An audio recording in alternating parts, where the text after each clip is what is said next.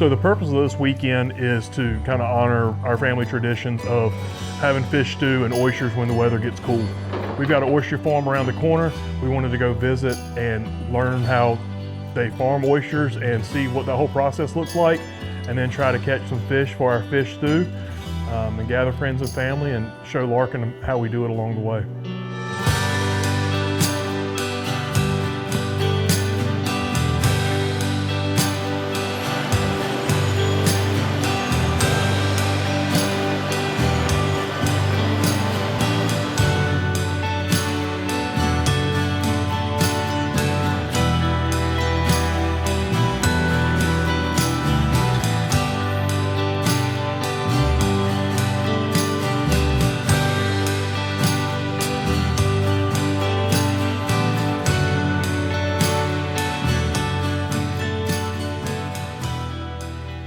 Oh, you know what we ought to do? Let's go get some shrimp so we can do some steamed shrimp when we do the oysters and the fish stew. Have some other stuff to pick at. Yeah. Sweet. I just thought about that when we passed that place. We used to go here to get our oysters and stuff, but it'll be cool to actually get them from the farm this time. Yeah. Yeah? It smells good in here. Yeah. I think we should do the, I think we should do the medium or large. Yeah, We should do a mix, medium and large. Okay. Wait, quick thing. Squid, grab one. Should I?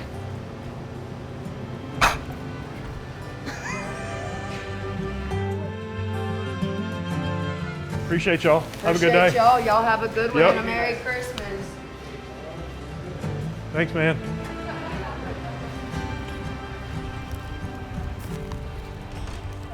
It's good. Just grab them, throw them in there. Shut the lid and buckle her down. All right. So we got our shrimp. We're gonna get the oysters this afternoon. We just need to stop and get some firewood. Firewood.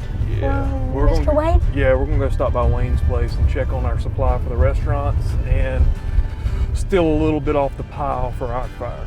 We buy so much wood from them, like to keep up the supply for the restaurant. You'll see this big shelter. They literally had to build that shelter just to house the wood that we use at the restaurants because we use so much.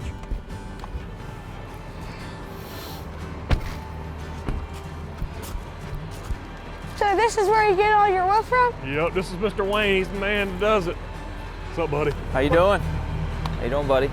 Good. Good to see you. Is this all, will this end up coming to us? Yep, all this comes to y'all. Sam Jones Barbecue. I'm gonna steal a few of the small pieces for our fire.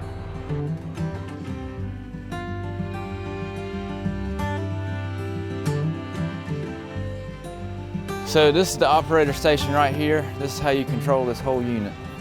Can I sit up there? Yeah, sit right up there. Can you run it? Yeah. Hell, let's just Yeah, I'm gonna run it. Go ahead, Lark. This is cool.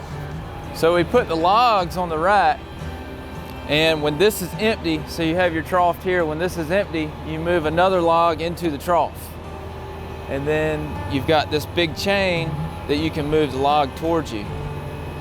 And you can cut whatever length block to split into firewood. All right, so we just got word from Mr. Wayne. He's starting it, and then he's gonna let me use the conveyor to cut the wood. This one right here. This one. Down. All the way down. Hold it down. That's it. All right.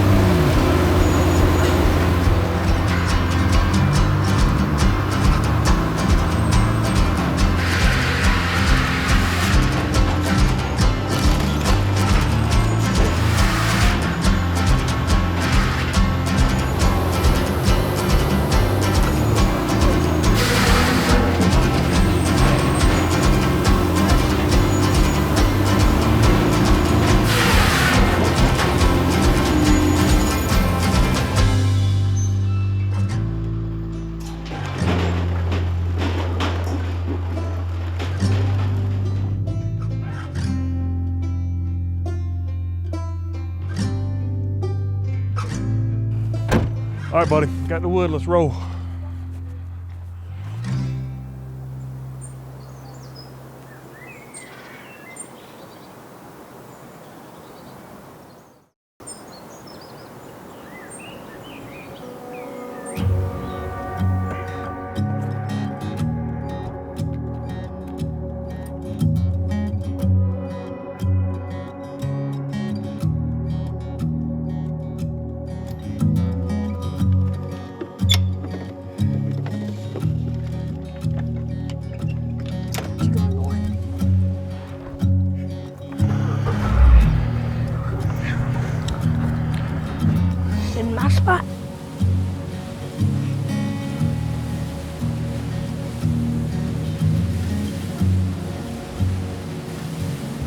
Mr. Nathan's waiting for us.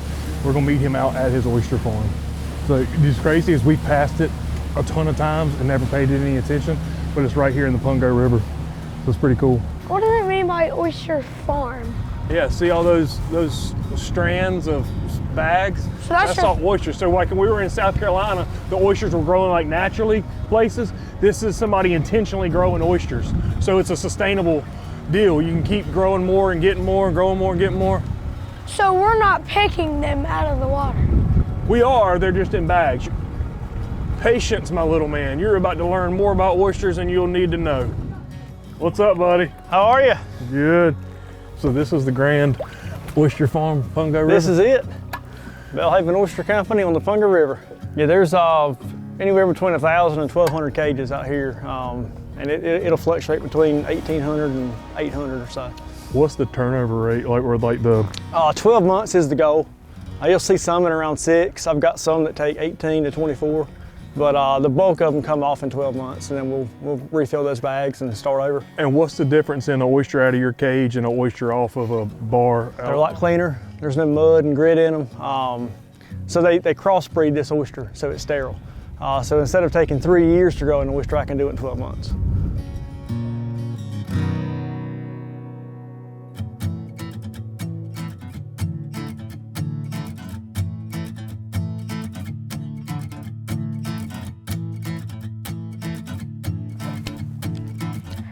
We're ready to get in the water. You just take that bag, in the summertime especially, you flip it every week. So this side will get grown up, you flip it over, the sun will bake this side. Next week you flip it back the other way, sun will bake that side, and that keeps the oysters and the bags clean. I just get up every morning and I'm excited to come out here. I love being here. I love meeting people that I get to sell oysters to, supplying the restaurants, giving back by being able to clean the water up at the same time has been a good thing. This thing opens and closes, and as he does, he brings in water, and then he filters out the nutrients, which is his food, and he closes and squirts it back out. So they're constantly open and closing all day, bringing water in and out, and that's how they're eating and how they're growing. I think I'm up to 1.5 inches of water in my left boot. Do you want to grab that one and drag it? Back to the Yeah, boat. drag it back to the boat.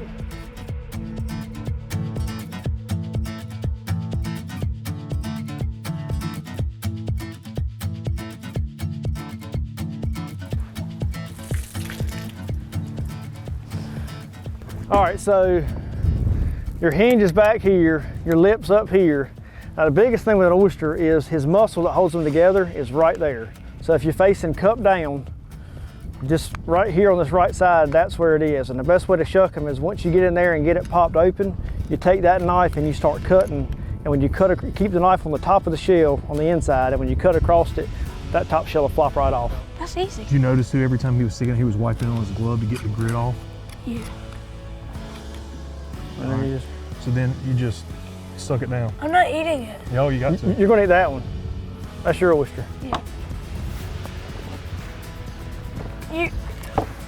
Like, what time do you ever go out and get some food, or do you just grab one of these? I eat probably 20 a day every day.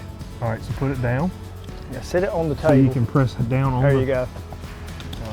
shove it in there. You'll feel it kind of get tight. Twist. You want to make a lollipop. This one had like a really small one. Well, let's mark oyster shucker off of your resume. Remember running it across the top?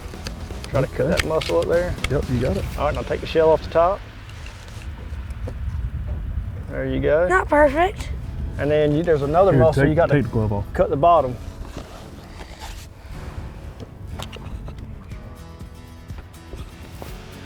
I got it. All right, suck her down. Turn it around right here. Do it. No. Come on, bro. Can we at least drain out the juice? Nope, that's part of it. Or, yeah, sure. You want to drain out the juice? Go for it. So this is safe to eat, right? Absolutely. It doesn't taste like anything? Tastes like salt water. Crap. You ever taken like when your nose is stuffed up and you go, and you taste it go down the back of your throat? Kind of. That's what it tastes like. For real? Yeah. I mean, I don't really mind that taste.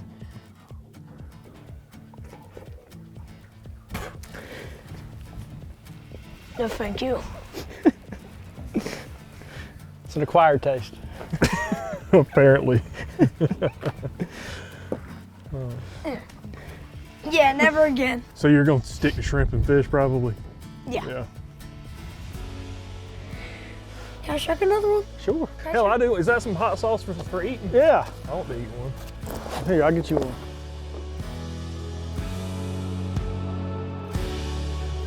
That's plenty. All right, you gonna get you one or not? Heck no. All right, thank you. You remember that damn mussel he told you about cutting?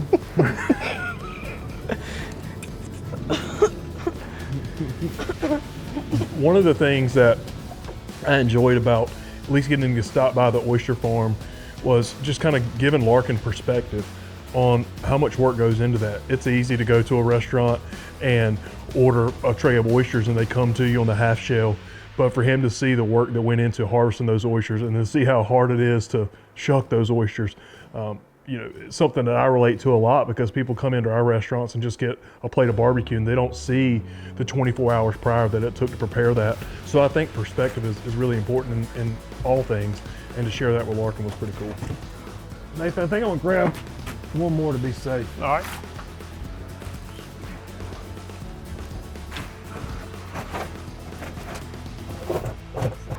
Thank you, buddy. Yes, sir. See y'all later. See ya.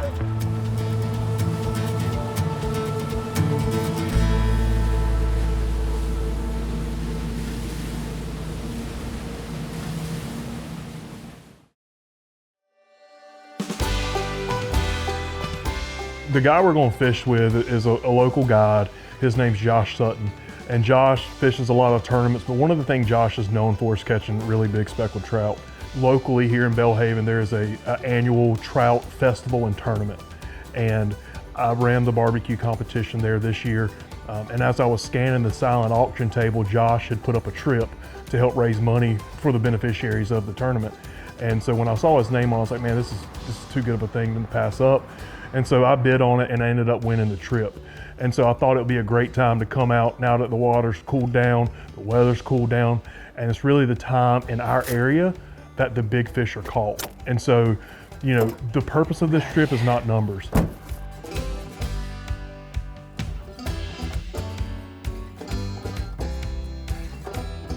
Get a shot of that. So today we are going out and we're gonna try to catch some citation trout for the fish stew tonight. But yeah, we're just gonna have a lot of fun.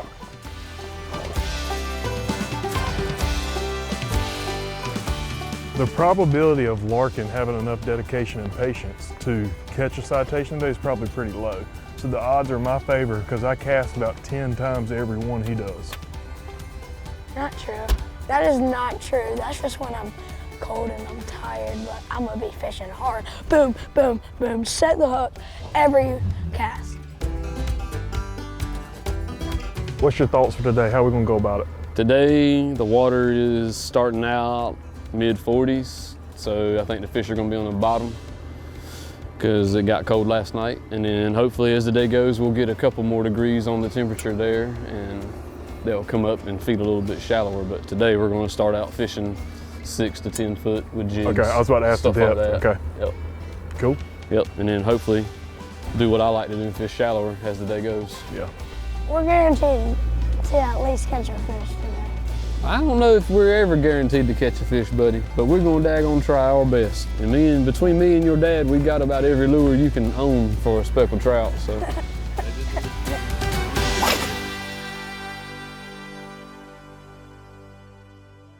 It's snowing! It's snowing, peeps! You want anything to eat?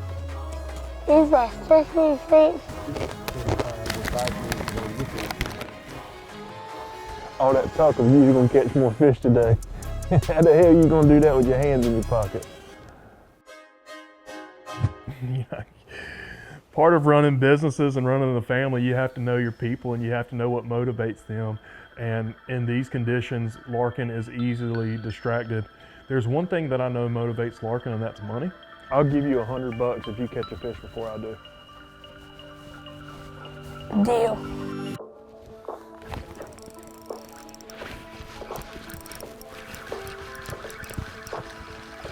got one. Got him. Oh, sorry, I probably shouldn't be acting like an idiot. Y'all are recording.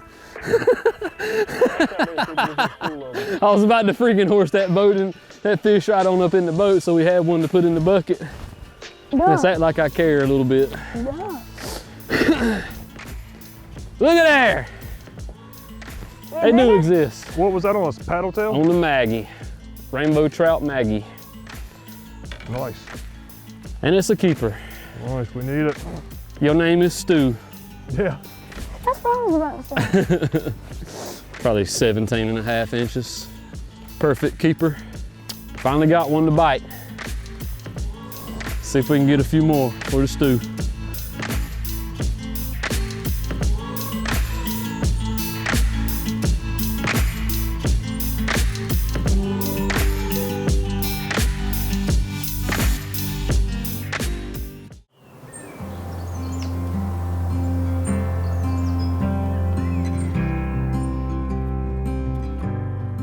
Someone trying to explain with me, man.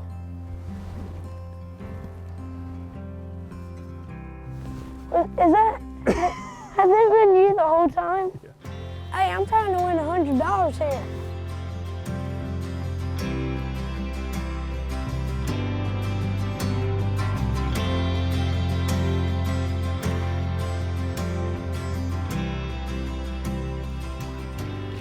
Mama!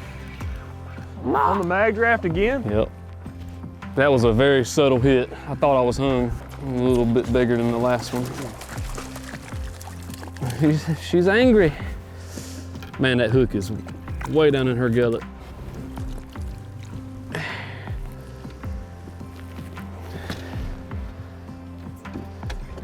Chunk.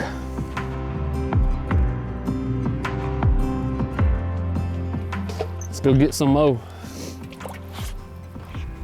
Oh, There we go. Nice, buddy. All right, don't horse it too bad. We need it. Need it to feed folks. Can't get the net out in time. He's too small anyway. Here you go, take it. It's good enough for a picture. And that was on a mirror lure.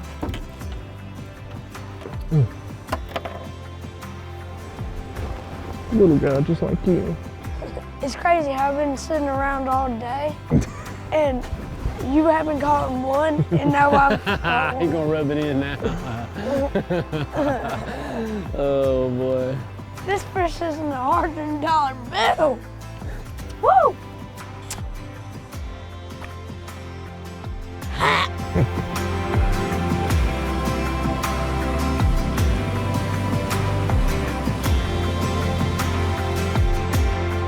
I just want a pure 100.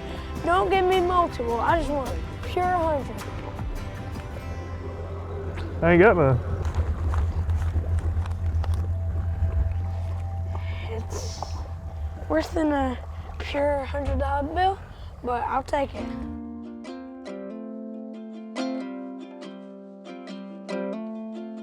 I'm passionate about outdoor things with Larken, just based on the fact that I feel like it's something that we can do at any age, and it's something that we can always come back to. And I definitely feel like it'll be one of those things once Larken, you know, gets middle-aged and he's off growing a family and doing things and is busy, but when things settle down, I feel like it's something we can come back together and do. But also, I think food traditions are very important also.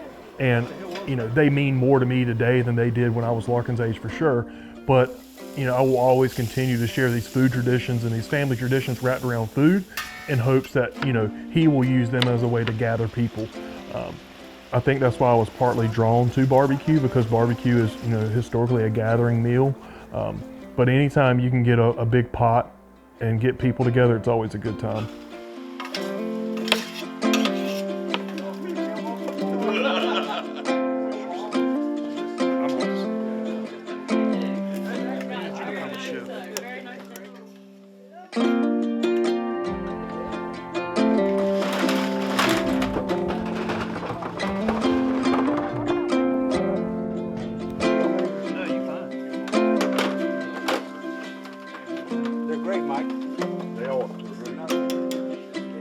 All right, y'all, stew's ready if y'all are. Good? Oh, yeah, I'm surprised.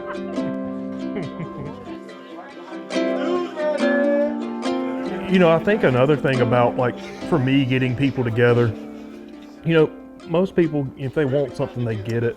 And sometimes the thought and actions mean a lot more than a monetary, you know, gift or a materialistic gift. And so, you know, our neighbors around here have helped us with, you know, Larken has driven the golf cart into the river, or trees have fallen through our roof, and we've never really done anything to say thank you back. So this was a good time too to get everybody together and share some laughs, and hopefully a warm meal will say thank you better than other ways that we could have.